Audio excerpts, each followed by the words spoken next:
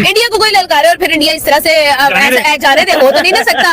सारे last match को देख के कह रहे थे भाई यहाँ पर कुछ नहीं होने वाला है, यहाँ पर सब खत्म है भाई, यहाँ ही जो है ना वो इंडिया दफन हो गई, टीम खत्म हो गई है। बात ये आज हमें साउथ अफ्रीका प्रेशर में नजर आई है। आपने देखा है कि साउथ अफ्रीका के ऊपर कितना प्रेशर था, उन्हें था कि भाई हमने आज इंडिया को हराना है और ये सीरीज अपने नाम करनी है, लेकिन उन्हें पता नहीं था कि वो भाई होम ग्राउंड है इंडिया का। ऊपर से बापों के बाप आए और बापों के बाप आए। देखिए मैं यहाँ पे कहती हूँ कि गरूर का सर नीचा। साउथ अफ्रीका को मुंह तोड़ जवाब मिला उन तमाम स्टेटमेंट का जिन्होंने अपनी होम ग्राउंड पे सीरीज जीतने के बाद दी। आपने टेम्पा बबूमा की बात की, तो टेम्पा बबूमा नो डाउट बहुत अच्छी कप्तान है, लेकिन इंडिया के सामने उनकी चल नहीं पाई है। और जितना बड़ा वो कह रहे थे कि मैं एक मैच में एब्सेंट क्या रहा और केशव महाराज नहीं आए एक मैच के अंदर, तो इंडिया को लगा कि कमबैक हो गया, तो ऐसा बिल्कुल नहीं है। मैं वापस आई हूँ, मैंने सेकंड अगर जीता है तो थर्ड भी साउथ अफ्रीका ही जीतेगा और सीरीज हम लोग जीत के जाएंगे। लेकिन आपको पता है कि जायसवाल पहले ओडीआई में नहीं चले, दूसरे में नहीं चले, लेकिन तीसरे में चलना कंपलसरी था, बिकॉज ये वही बैट्समैन है जिसने जेम्स एंडरसन को कंसेक्यूटिव 3 छक्के लगाकर भाई उनका कैरियर खराब कर दिया सारे का सारा। अच्छा, हम लोग बाबर आजम को विराट कोहली को मिलाते हैं, तो बैट पैच बाबर में भी आया, बैट पैच विराट में भी आया, बाबर भी अब फॉर्म में दिख रहे हैं कि सेंचुरी कर रहे हैं, 50 कर रहे हैं, तो जिस तरह से फिटनेस विराट कोहली के लिए बाबर भी उतने फिट हैं? नहीं, जिस तरह की विराट कोहली की फिटनेस है उस तरह का तो पूरे एशिया में कोई फिट नहीं है, बिल्कुल। शायद क्रिकेट में कहीं तो नहीं है। क्रिकेट में, वर्ल्ड क्रिकेट में बिल्कुल ठीक कह रहे हैं आप। अगर पूरी दुनिया की एग्जांपल लें ना, पूरी दुनिया में जो एथलीट फिट है वो मुझे दिखाई देता है क्रिस्टियानो रोनाल्डो जी, ठीक है। एथलीट्स मतलब जीरो फैट जो नजर आता है। उसके बाद जो अगर क्रिकेटिंग आप आए उसमें वर्ल्ड में आए तो वहां पर जो है वो विराट का कोई दूर दूर तक नहीं है सारी। ये किस किस्म की जेलसी है? ये जेलसी नहीं होनी चाहिए आपकी टीम को। बट भाई ये दोनों 27 तक खेलेंगे। विराट पे बात करते हैं भाई, मैन ऑफ द सीरीज भी विराट बनाए, 200 लास्ट मैच में भी ऐसे फिनिश किया मैच, तो विराट ओवरऑल सीरीज लूट गया। देखिए मैन ऑफ द सीरीज उस बंदे को बनना ही था, और जिस तरह उसने उछल के सेलिब्रेशंस किए हैं ना, आपने 135 की फिर 105 की बात कर ले, फिर मतलब बनता है, बंदे डिजर्व करता है, बिकॉज जितना ट्रोल किया जा रहा था, जितना गौतम करते ये नहीं खेल सकते हैं, ये आउट ऑफ फॉर्म है, रोहित आउट ऑफ फॉर्म है, बट द प्रॉब्लम इज सिर्फ वापस उन्होंने परफॉर्म किया है। ये एक्सपेक्ट हो, इनके पुराने हो नए हो, हर कोई मतलब चल रहा है यार। ये देखो ना इनकी टीम में ना, वो तो है बिलियन ना, रोहित शर्मा हो, उनकी पहले मैच में 50 आई, उसके बाद विराट की तो आ ही रही है। विराट तो अभी भी मूड में सेंचुरी है, वो तो रोहित शर्मा तो रन कर गए, वरना विराट की तो अभी भी सेंचुरी है।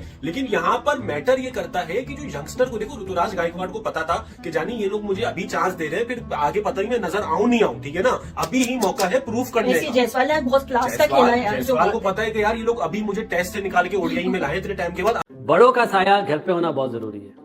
आज दोनों खेल रहे थे, जायसवाल को बता रहे थे कि नहीं ऐसा नहीं, ऐसा नहीं, ऐसा। रोहित शर्मा ने प्रेशर आने ने दिया, स्ट्राइक अपने पास जो उसने बड़ी हिट मारी, रोहित शर्मा ने मारी, तो अच्छी चीज है कि अपने जूनियर्स को कैसे लेके चलते हैं, कैसे मैच्योर करते हैं, उससे काम कैसे लेते हैं। तो इसके लिए मैं समझता हूँ आप जो 100 है ना, इसको ये 100 अपना रोहित शर्मा के नाम और विराट कोहली के नाम कर देना चाहिए। ये दोनों ना होते तो कब का बोंगी मार के चला जाता, जो कराटे खेलना शुरू कर दिया ना 50 के बाद उसने जाकर रोका।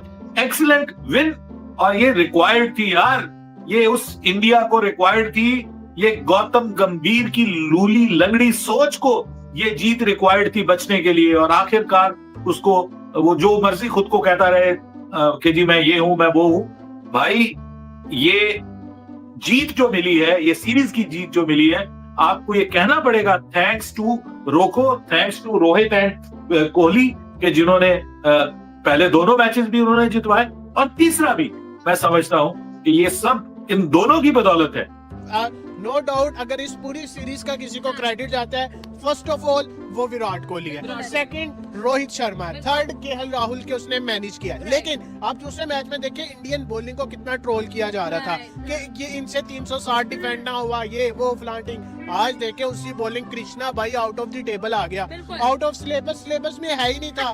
अर्शदीप की तैयारी की और कृष्णा आगे 4 विकेट्स लिए उसने। यार पूरा मैच एक तरफ कोहली का आगे निकल के कॉर्बिन बोश को बगैर देखे ये जो उसने छक्का मारा है, मतलब कि कोहली इस वक्त ऐसी खतरनाक फॉर्म के अंदर है कि बंदा बयान ही नहीं कर सकता। फिर उसने जो आगे से एटीट्यूड दिखाया, चलता गया, देखा ही नहीं, और अच्छा खासा लंबा छक्का मारा। हालांकि आज रोहित शर्मा ने शानदार बल्लेबाजी की, जायसवाल ने मेडन 100 मारा। मिड इनिंग्स में बोल के गया था कि क्विंटन डिकॉक चल गया सीरीज का, सेंचुरी मार गया, तो जायसवाल को भी चल जाना चाहिए। जायसवाल चल गया, मेडन 100 मार के गया, उसकी खुशी बता रही थी। ये आप ये कह सकते हैं कि एक जलील करने वाली शिकस्त जो है वो इंडिया ने साउथ अफ्रीका को दी है। दूसरी साइड से डीकॉक ने एक अच्छी इनिंग्स खेली है, लेकिन एक इनिंग्स काफी नहीं है भाई। जब आप इंडिया के सामने खेल रहे हैं ना, वो बात अलग है कि जब इंडिया की टीम पहले बैटिंग कर रही थी तो साउथ अफ्रीका वाले चेस के पीछे जा रहे थे और अच्छी बैटिंग कर भी रहे थे, लेकिन आज उन्होंने वैसी बैटिंग नहीं किया जैसे जहाँ उनसे वो उम्मीद लगाई जा रही थी। बहरहाल इंडिया के बॉलर्स ने भी अच्छी बॉलिंग की है और वो कहते हैं ना कि अल्लाह ने हुस्न दे ही देता है तो गुरूर करने वास्ते करता है। वो थोड़े से आगे थे इस बात में, तो आप मगरूर हो गए थे, जवाब मिल गया उनको। मैं ये समझता हूँ कि स्टार्ट्स नहीं थे उनके पास, इंडिया के पास स्टार्ट्स ये हम लोग, हार्दिक पांड्या नहीं था, बुमराह नहीं था उनके पास। सर हम चीख चला रहे हैं ना इधर, ये बीसीसीआई को समझना चाहिए कि हम लोग सही बात कर रहे हैं, उनके फायदे की बात कर रहे हैं कि देखिए स्टार्ट्स की कदर करेंगे ना तो स्टार्ट्स दुनिया में दिखा देंगे, उनका नाम बना देंगे। बीसीसीआई अगर खड़ा है तो अपने स्टार्ट्स की वजह से खड़ा है। विराट कोहली जैसा प्लेयर सदियों में पैदा होता है सर, सदियां गुजर जाती हैं, ये किताब का नाम है। अगर मैं अभी भी ये कहूंगा आपके प्लेटफॉर्म से उनकी कदर करें, अभी भी उसके अगर रोहित शर्मा विराट कोहली ना होते तो लगता है कि ये मैच एंड तक जा सकता। 9 विकेट की जीत इंडिया को मिली है, वो भी 10 ओवर पहले। भाई क्या डोमिनेटिंग किस्म की परफॉर्मेंस की है इंडिया ने यार।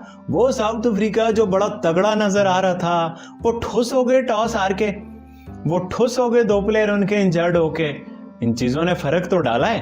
अगर साउथ अफ्रीका क्वालिटी साइड थी तो बर्गर और टोनी दी जोर्जी के बहेर भी इंडिया गेंदबाजी अर्शदीप और हर्षित राणा की नई टीम के साथ बहुत बढ़िया थी। अर्शदीप ने बहुत अच्छी गेंदबाजी की, वहां पे स्विंग जो भी मदद थी इन कंडीशन में, इन महीनों में जब आप अक्टूबर नवंबर दिसंबर में आप खेलते हो, आपको मदद मिलती है बताओ तेज गेंदबाज, उसका पूरा फायदा उठाया। लेकिन एक बार जब ट्राई गेम के साथ स्पिनर गेम में आए, उसके बाद तो साउथ अफ्रीका को ज्यादा दिक्कत हुई, खास करके पुरानी गेंद से मिडिल ओवर्स में जडेजा ने भी, ये बड़ी क्रूशियल विकेट थी रविंद्र जडेजा की, क्योंकि टेम्पा बबूमा और क्विंटन डिकॉक बड़े खतरनाक नजर आ रहे थे, साझेदारी बहुत अच्छी जा रही थी। हल्का सा लाइन में बदलाव किया और वहीं पे टेम्पा बबूमा को फंसाया। तो जडेजा की तरफ से बड़ा ब्रेक थ्रू, लेकिन सबसे बड़ी बात है, सबसे बड़ा पॉजिटिव रहा है प्रसिद्धि कृष्णा।